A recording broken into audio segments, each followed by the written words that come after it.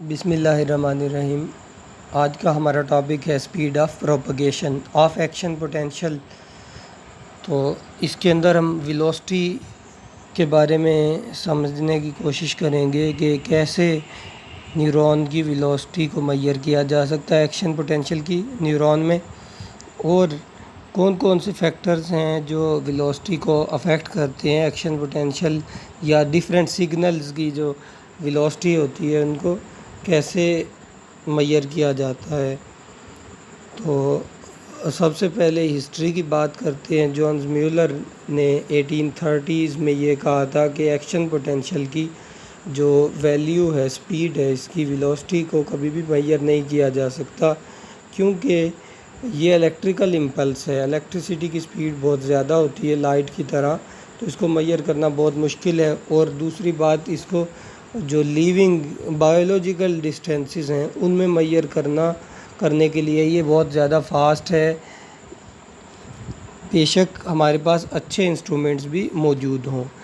उसने इस वजह से ये रीज़निंग दी कि इलेक्ट्रिकल सिग्नल्स होते हैं, ये इलेक्ट्रिसिटी की तरह है। तो इलेक्ट्रिकल सिग्नल्स सेम होते हैं, लेकिन इनमें और दूसरी इलेक्ट्रिसिटी में क्या डिफरेंस है वो देखते हैं कि दूसरी इलेक्ट्रिसिटी में नॉर्मली ऐसा होता है कि जो कंडक्टर होता है, वायर वगैरह कोई, उसके अंदर से लॉन्गिट्यूडनली इलेक्ट्रॉन्स पास करते हैं। एक एटम से दूसरे एटम के पास इलेक्ट्रॉन पास होते जाते हैं। लेकिन यहाँ पर जो न्यूरॉन है, न्यूरॉन के अंदर आयंस पास करते हैं, तो चैनल्स से, पोर से गुज़रते हैं कुछ आयंस, तो उस दौरान कुछ देर लग जाती है। तो उसकी वजह से इसकी स्पीड कम होनी चाहिए है इलेक्ट्रिसिटी से। तो इसके बाद 15 साल बाद तकरीबन म्यूलर का अपना ही एक स्टूडेंट था, हेरमन वोल हेल्महोल्ट्ज़, जिसने वेलोसिटी को मेजर किया पहली बार, इम्पल्स की वेलोसिटी को फ्रॉग नर्व्स से। फ्रॉग नर्व्स के लिए एक प्रैक्टिकल भी है आपके कोर्स में। Using an elegantly simple method that can easily be duplicated in a student laboratory। Normal हर एक लेबॉर्ट्री में तकरीबन ये प्रोसेस, फिजियोलॉजी की जो लेबॉर्ट्री होगी उसके अंदर ये प्रैक्टिकल किया जा सकता है। The nerve is stimulated at 2 location that are 3 centimeter apart and latency to the peak of muscle twitch is determined। अब इसमें एक डायग्राम दी गई है, डायग्राम को सामने रखते हैं। ये डायग्राम है। इस डायग्राम में दिखाया गया है कि फ्रॉग के मसल को निकाल लिया गया है, उसके साथ साथ ही उसकी नर्व भी आ गई है। और इस प्रैक्टिकल का नेम है मसल न्यूरॉन प्रिपरेशन या न्यूरॉन मसल प्रिपरेशन। तो इस दौरान करंट अप्लाई किया जा रहा है। S1 पॉइंट और S2 पॉइंट स्टिमुलस 2 जगहों से दिया जा रहा है, इन दोनों के दरमियान जो फासला है वो 3 सेंटीमीटर का है। 3 सेंटीमीटर का फासला होने की वजह से अब देखते हैं कि लेटेंसी क्या है इन दोनों के दरमियान मसल के मुकम्मल कॉन्ट्रैक्ट होने के लिए। जब आप सिग्नल प्रोवाइड करेंगे, यहाँ से स्टिमुलस प्रोवाइड करेंगे, सपोज़ नंबर 1 S1 से स्टिमुलस प्रोवाइड करते हैं, तो उसकी जो लेटेंसी होगी पीक तक कॉन्ट्रैक्शन होने के लिए वो थोड़ी सी जल्दी होगी। लेटेंसी का मतलब है यहाँ पर जो ड्यूरेशन है, ड्यूरेशन यहाँ पर कम होगा, जल्दी मतलब मसल कॉन्ट्रैक्ट हो जाएगा। फिर उसके बाद अगर S2 से करते हैं, S2 पे कोई स्टिमुलस प्रोवाइड करते हैं, तो उससे थोड़ी सी लेटेंसी बढ़ जाएगी, मतलब थोड़ी देर से मसल ट्विंच होगा यहाँ पे। इसकी वजह से पता चला कि नर्व इम्पल्स का जो स्पीड है वो डिस्टेंस के साथ मेजर की जा सकती है। The velocity of impulse propagation varies as a function of axon diameter. अब सबसे मेन बात यह है कि एक्सॉन का डायामीटर जितना ज़्यादा होगा उतना ही ज़्यादा तेज़ी से इम्पल्स प्रोपगेट होगी। इसकी एक्सप्लेनेशन बाद में करते हैं कि क्यों डायामीटर से फ़र्क पड़ता है, ज़्यादा डायामीटर वाले जो एक्सोन हैं उनके अंदर से तेज़ी से क्यों गुज़रता है। And presence of myelin sheath, और माइलिन शीथ की मौजूदगी की वजह से जो इम्पल्स है वो तेज़ी से गुज़रती है, उसके लिए भी पूरा एक टॉपिक है, नेक्स्ट पढ़ेंगे रैपिड साल्टेटरी कंडक्शन इन माइलिनेटेड एक्सोन्स। उसमें ये आज तक तो यही पढ़ते आए होंगे कि जो माइलिन शीथ होती है उसकी वजह से नर्व इम्पल्स फास्ट हो जाती है, जंप करती है, लेकिन वो क्या जंपिंग के किस टाइप की है और उसका डिटेल्ड मैकेनिज़्म क्या है वो बाद में लेक्चर में पढ़ेंगे। इसके अलावा कुछ एवरेज बातें बताई गई हैं कि 120 मीटर पर सेकंड जो है वो फास्टेस्ट रिकॉर्डेड नर्व इम्पल्स की कंडक्शन है, उसकी वेलोसिटी है। और जो बहुत बारीक मेम्ब्रेन होती हैं, एक्सोन होते हैं, ये एक सेकंड में कुछ सेंटीमीटर मेजर किया गया है इनमें, यानी कि फ़र्ज़ करें सेवरल सेंटीमीटर पर सेकंड है यहाँ पर। और इसके अलावा जो लार्ज एक्सोन्स हैं वर्टिब्रेट के 120 मीटर पर सेकंड है, वहाँ पे बहुत फास्ट है। उसकी रीज़न भी आगे पढ़ेंगे, वही माइलिन शीथ और डायामीटर है मेन। तो conduction of velocity of an action potential depends primarily how fast the membrane ahead of active region is brought to threshold by local circuit currents। अब जो एक्शन पोटेंशियल की speed है, velocity है, वो depend करती है कि मेम्ब्रेन अपने से आगे वाले मेम्ब्रेन के हिस्से को, नेक्स्ट रीजन को कितनी जल्दी थ्रेशोल्ड तक लेके जाती है लोकल सर्किट करंट्स यानी इलेक्ट्रोटोनिक की वजह से। The greater the length constant, the further the local circuit current flows before it becomes too weak to bring neighboring membrane regions। अब इस लाइन को क्लियर करने के लिए पूरा एक लेंथ कांस्टेंट पढ़ना पड़ेगा, मतलब कि जितना लेंथ कांस्टेंट की वैल्यू ज़्यादा होगी, जो लोकल करंट होता है अंदर से आयंस जो डिफ्यूज़ होके आगे जाते हैं वो उतना ही दूर तक जा सकते हैं। अब देखते हैं, इसको हेल्पिंग वीडियो यूज़ कर रहा हूँ साथ, कि जो लेंथ कांस्टेंट है वो क्या चीज़ है।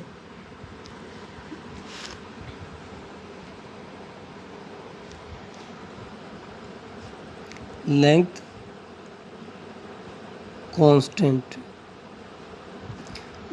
कांस्टेंट लैम्डा से ज़ाहिर किया जाता है और इसकी वैल्यू है a resistance of membrane over internal resistance minus external resistance.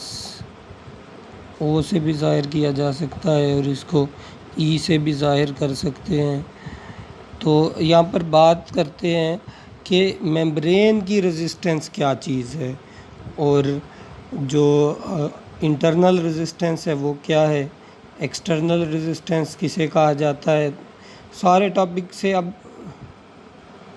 एक साइड पे आ गए हैं लेंथ कांस्टेंट इस लाइन को एक्सप्लेन करने के लिए कि लेंथ कांस्टेंट की वैल्यू ज़्यादा होगी तो डिस्टेंस जो होगा ज़्यादा ट्रैवल करेगा लोकल करंट। अब एग्जांपल के लिए एक न्यूरॉन का एक्सोन बनाते हैं। इस एक्सोन के अंदर, एक्सोन का साइज़ ज़्यादा बना रहा हूँ ताकि आयंस वगैरह को समझ सकें, इसकी मूवमेंट को आयंस की।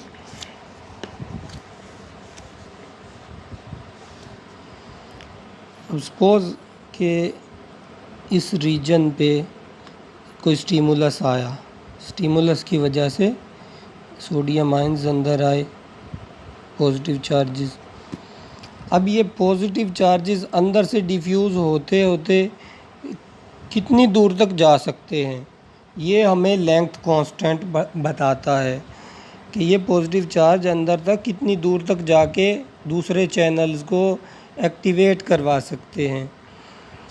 तो इसके अंदर देखते हैं कि आर एम क्या चीज़ है। आर एम वो इस मेम्ब्रेन की रेजिस्टेंस है, मतलब ये मेम्ब्रेन अपने से बाहर या अंदर की तरफ आयंस को कितना रोकती है जाने से, रेजिस्टेंस प्रोवाइड करती है।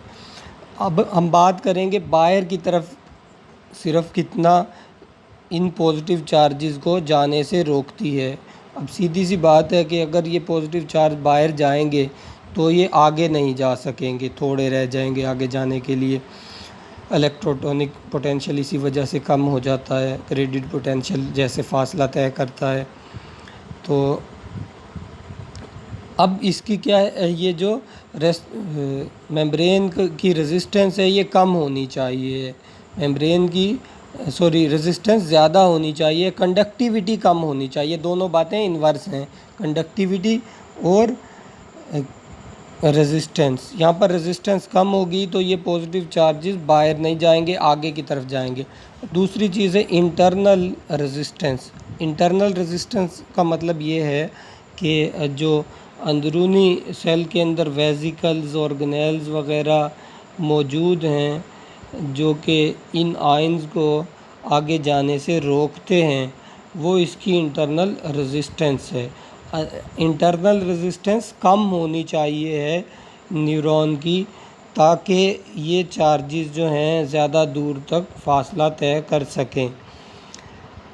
और इसके अलावा आउटर जो रेजिस्टेंस है एग्ज़िट साइड पे या एक्स्ट्रा सेलुलर फ्लूइड वाली साइड पे, इसकी वैल्यू का मतलब ये होता है कि जब एक जगह पे यही आयंस अगर बाहर आ गए हैं तो ये मज़ीद आगे कहीं पे कंडक्ट ना हों, वापस इस साइड पे कंडक्ट थोड़े हों, जिसकी वजह से फ़ायदा ये होगा कि आयंस ये इधर ही रहेंगे और आयंस ज़्यादा बाहर नहीं दूर जाएंगे और आयंस के आगे जाने का चांस ज़्यादा होगा इस डायरेक्शन में।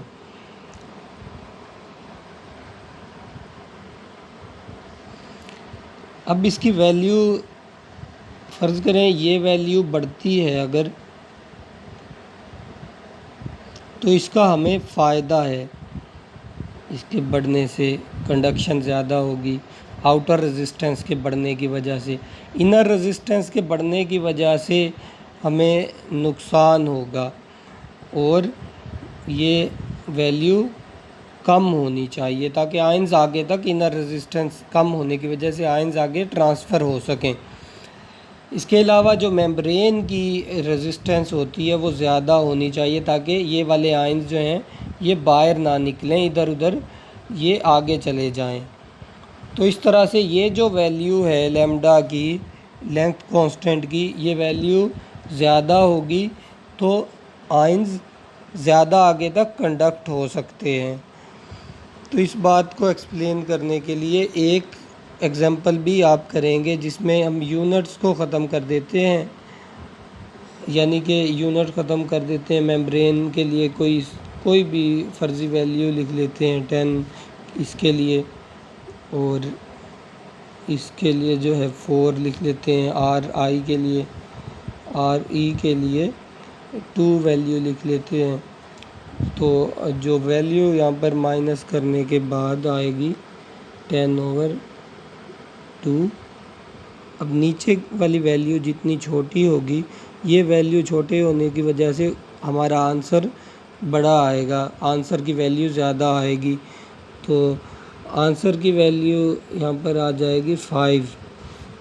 अगर वैल्यू 5 है मतलब तो ये जो चार्जेस हैं ये ज़्यादा फासला तय कर सकते हैं, और अगर इसकी वैल्यू 5 से या तो कम है, एग्जांपल के तौर पे बात कर रहे हैं, 5 से जो कम होगी वैल्यू वो इधर आके रुक जाएंगे आयंस, इससे आगे इनका इफेक्ट ख़त्म हो जाएगा, ये कम हो जाएंगे।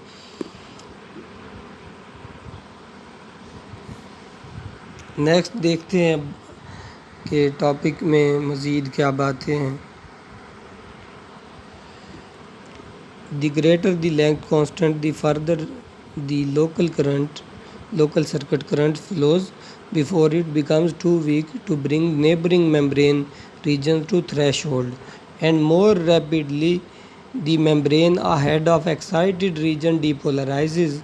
The effect of length constant on conduction velocity is demonstrated when the length constant is decreased by placing an axon in a fluid that has higher resistance than saline, for example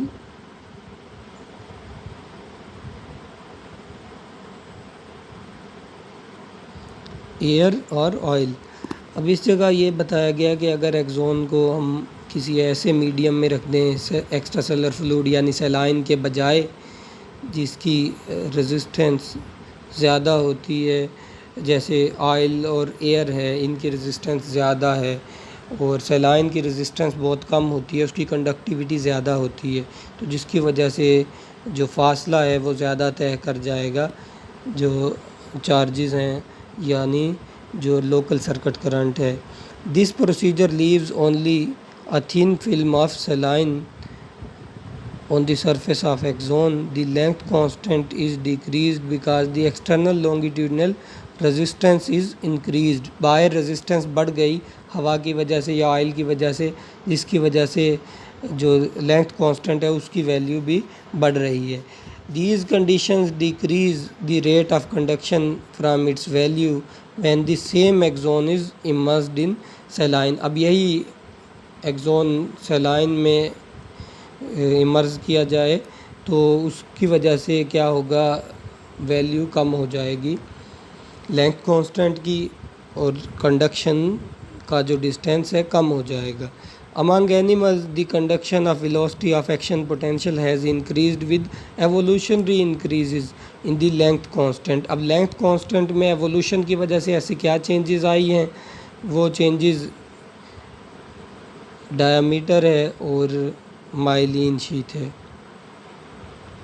One of the ways in which length constant has been increased, typified by giant axon of squid, arthropods, annelids and teleostrids।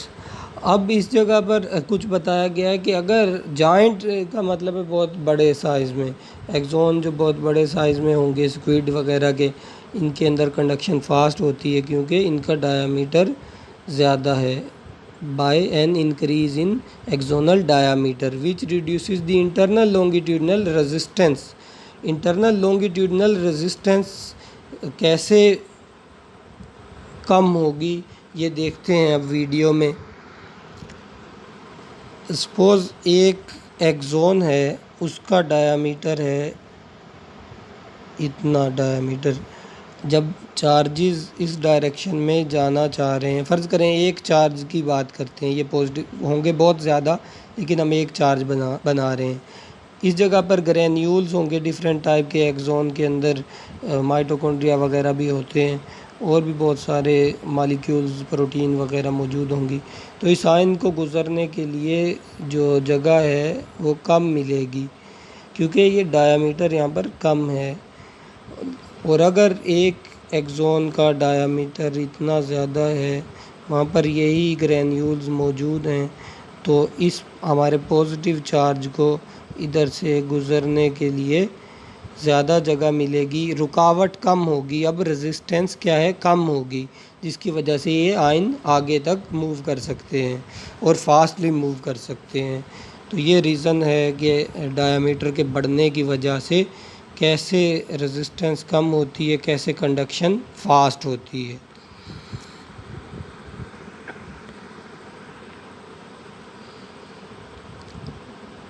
Second जो function है, second जो adaptation है evolutionary, उसके अंदर बहुत ज़्यादा amount में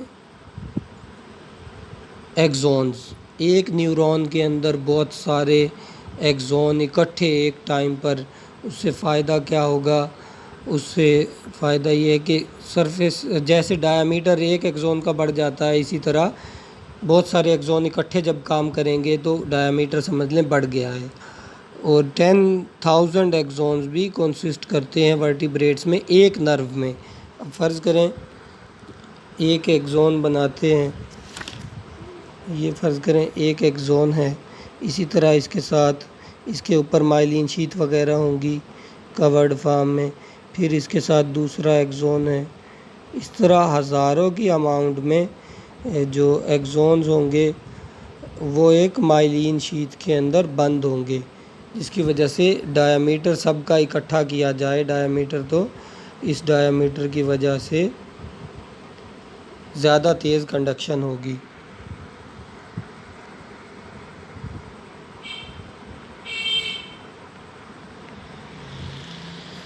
third जो एडाप्टेशन है वो है माइलिनेशन। माइलिन शीट के आने की वजह से लेंथ कांस्टेंट बढ़ जाता है। अब लेंथ कांस्टेंट कैसे बढ़ जाता है माइलिन शीट के आने की वजह से, ये पूरा टॉपिक है, इसके अंदर ही इस बात को डिस्कस करेंगे कि माइलिन शीट क्या चीज़ है, कौन से सेल्स इसको बनाते हैं, ब्रेन में भी और यानी सेंट्रल नर्वस सिस्टम में भी और पेरिफेरल नर्वस सिस्टम में भी। तो ये नेक्स्ट लेक्चर में डिस्कस करेंगे। इस लेक्चर से मुतल्लिक कोई भी क्वेश्चन है उसको टेस्ट से पहले क्लियर करें आप।